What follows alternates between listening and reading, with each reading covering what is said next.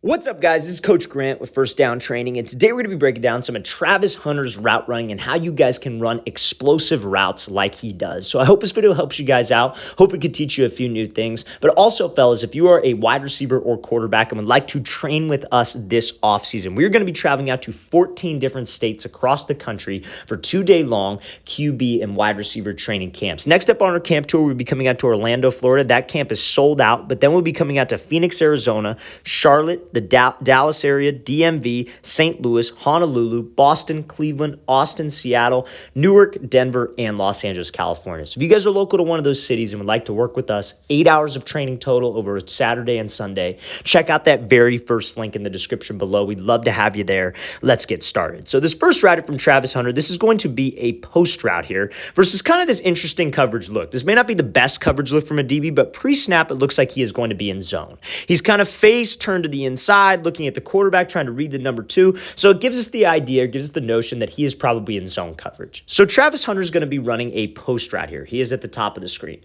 So when you're running a post route and you have this zone coverage DB, usually he's fine with us running a post route because when he's in zone, he has help to the inside. That's why he might be shaded a little bit to the outside. That's why he's turned facing the inside to give us that inside release, if you will, to force us to that safety help. So as a wide receiver, where we need to try to attack is we need to try to threaten his leverage to the outside, aka the blind spot, the area behind him where he cannot see when he turns to the inside. So let's play this full speed. Hunter does a great job pushing vertical into the route, closing space, then obviously selling this move to the outside. So this DB kind of does a weird turn where he almost shades to the inside, anticipating the inside route, but Hunter does a great job selling the outside fake to get this DB to jump. So anytime that a DB is playing us like it's in man coverage or maybe has his eyes on us, where are his eyes supposed to be, do you think? His eyes are supposed to be on your hips, right? That's where he's supposed to be looking at. So with my routes, with my releases, with anything that I try to do, I have to make sure that I sell with my entire upper half.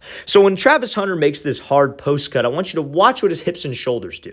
His hips and shoulders completely turn to the outside, facing the outside. That is what's going to get a DB to bite. If you guys can ultimately get to this position right here, where your hips and shoulders are committed, but that toe stays forward on your cut so you can drive out, that gets you a lot of separation, fellas, because you see how much he's selling the outside. He's making this DB think he's running a fade, running an out route, running a corner route by just simply committing his upper half. His feet are sudden, his feet are quick, he's closing the space, but this is what will get you open, fellas. Even if you're in press coverage. If I'm in press coverage and I got a DB who's right up in front of my face here and he's trying to jam me, he's trying to play hard inside leverage, and I'm trying to get him to move off his platform, that's how I would want to sell my routes. When it comes down to selling routes, which Travis Hunter is extremely good at, that is what you need to make sure that we are doing. We are moving with my upper half separate from my lower half, and I'm throwing to the outside. Now, again, DB kind of plays this thing odd. I'm not 100% sure on what kind of look he was trying to do, or maybe he was trying to disguise some kind of inside shade off man coverage. Nonetheless, this is how you sell a move, and that is how you get that DB to commit, and we can accelerate out of that break. Let's play this thing again, full speed one more time. Great job by Travis Hunter running this post route, being able to sell this post route, and attacking that outside of that DB. So now, next example I want to talk about here is another out route, but he's running an out route versus an outside leverage zone coverage DB, and he is using something we call a triple rocker step. So a triple rocker step is pretty much like a 3-cut move you see at the top of the break. This is something that Cooper Kupp uses. This is something that Justin Jefferson uses, and it's a great way to make yourself unpredictable in a DB's eyes. So let's play this full speed. So Travis Hunter comes off here. He hits him with 1, 2, 3. Hits him with this 3-step move at the top of the break. So there's a couple different things we could do here. So pre-snap, let's talk about the IQ, because I think Travis Hunter as a route runner has an extremely high football IQ. He knows how to run routes. He knows what's going to work against certain DBs, probably because he plays DB. That's why I recommend wide receivers, like if there's an opportunity for you to play DB, whether it's maybe in 7-on-7, maybe you're just even like a backup. You know, you don't have to start at wide receiver, you're like second string DB, just to understand how the other side of the ball views things and how the other side of the ball approaches the game, because that can help you structure your routes and have such a knowledge of route running as a whole. So when he comes off the ball, he sees that we got this zone coverage look. DB is lined up outside shade. That means he just shifted a little bit to the outside, facing the quarterback with his eyes. That tells me that it's zone. So the mistake a lot of young wide receivers will make when they have this 10-yard out route is they will just simply try to run to the outside. They'll try to get to that blind spot that we were talking about on that post route. But if we just come up to the ball here and we just try to run to the blind spot, when a DB's outside leverage, he's trying to protect the outside leverage. He does not want us to run a 10-yard out, to run a corner, to run a comeback. He's trying to make it very difficult on us if we have that route, especially if we have to have a run like a fade route. So he's not going to give that up. If you just try to run to the blind spot, he's going to squeeze you to the sideline, and when you break on this out, you're not going to have any space to run this thing. So what we have to do is we have to try to threaten the inside shoulder and hip, the inside, so his right shoulder and his hip. And that's why Travis Hunter decides to go with this triple rocker step. Now, could he have just ran up and then cut off of his inside foot, sold fade, and then broke this thing off? Yes, but because they're on the goal line, it's probably not going to threaten this DB as much if you're running as hard as you can, because he's going to let you go run out the back of the end zone. If you're in the middle of the field, for sure, because that can get that DB to open up his hips and run. But on the goal line, you have to use something to your advantage, like this rocker step. So you see when he makes this break, he steps with the outside foot first. You want to step in the direction that we were going first. Or excuse me, he steps with his inside foot first. He goes one hard step inside. That was kind of like a pre-step. I would say that step was kind of to load him up. Excuse me, you want to step opposite of where you are going first. So he steps inside foot 1, outside foot 2, inside foot 3. So what does that look like also? That looks like a post route. That looks like something you would do as a wide receiver to run a post and to get this DB to keep his leverage to the outside. We're trying to make my routes look the same, make the moves that I use at the top of the route look the same, because that can make you unpredictable. DBs are smart, fellas. DB is one of the hardest positions on the field because you are playing a guessing game every single snap. So those guys watch film, maybe at the high school level, which is what this is. The high school level, it's probably the DB coach who watches film.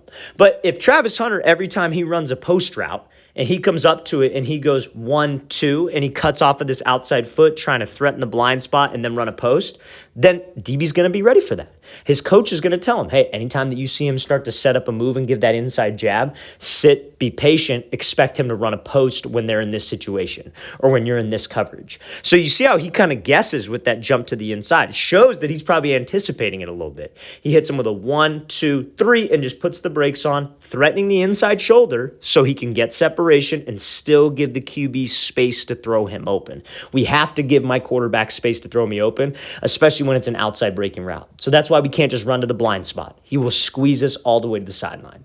So this is a very, very intelligent play. He's pairing his routes and releases together. He's selling his routes. He's understanding how he can attack certain leverage looks. This is one of the smartest routes that we probably have seen him run, and I think he's going to show a lot more of this. Let's play this again, full speed one more time. Great job by Hunter hitting this triple rocker step, making it look the same. And again, you could set it up maybe to where you do that once before in the game. Maybe you're a lot of routes that you run are posts and out routes. So you're going to hit a rocker step on a post. You're playing a team that likes to play a lot of zone coverage. Hit the rocker step one time, then hit him with a 1, 2, 3 one time. Your routes look the same, and that's what makes you unpredictable and hard to stop. So this next example here is going to be a press release from Hunter, and this is another goal line situation, and this is practice film from Jackson State. So let's play this full speed and let's break it down. So he comes off the ball, gets a little skip release, hits this DB with a crossover, and then is able to win on the slant. Yet again, another example of having a very, very high route running IQ. So when we come off the line, he's on the 5-yard line, maybe a little bit off the ball. So the 6-yard line, if he's on the ball, maybe it's the 5 and he's off. DB is sitting at the goal line. So when a DB is sitting at the goal line, inside leverage, right? And you have to run a slant. What do you think you probably should try to do? Remember, he's inside leverage for a reason. Just like in that last example we talked about it, he's outside leverage for a reason. We know that he's inside shade to protect the inside. That means that he does not have any help to the inside. He is trying to take away the slant, the 5-yard in, the dig. He's trying to make it very, very difficult on us, so we just have to run to the outside and run a fade is my only option. So as a wide receiver, number one, when I got 5 yards off space, when I got a ton of gap, I got a big gap between me and the DB, I have to close the space. That's the number one thing that I have to do. So that's why Hunter decides to go with this kind of skip release. Comes off the ball, closes the distance, trying to make this DB uncomfortable. But we know, and he knows, which again, like I said, very high football IQ, that when that DB's on the goal line, he is not going to backpedal. And again, that's the knowledge that he has from playing both sides of the ball. So when you close the space with him, he's just going to sit right there because on the goal line, like I said, if this DB backs up, we could just run like a hook route and it's an easy touchdown because we're in close. We don't got to worry about catching the ball, getting upfield. We just need to score a touchdown. So we know he's going to sit. So when he decides to make this move, he keeps something called range. So he keeps maybe about a yard of space between the two of them because if he gets too close, this DB is going to get hands. And we know he's not going to backpedal, so we can't keep closing the distance with him. So now we watch what he decides to do. He threatens the outside shoulder of the DB, turning his hips, turning his shoulders. What does that look a lot like?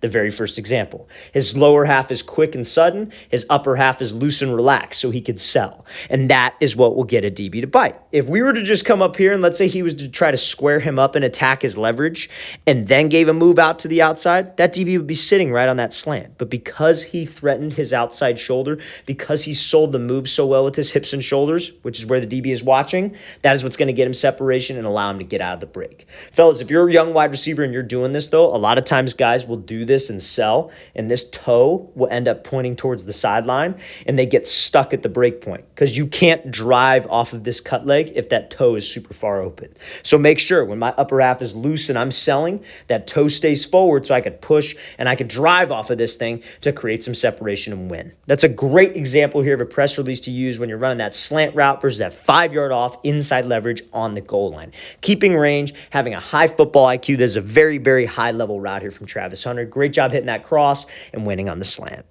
All right, fellas, really want to thank you for watching. I really appreciate it. If you guys have any questions at all, don't hesitate to leave those in the comment section below.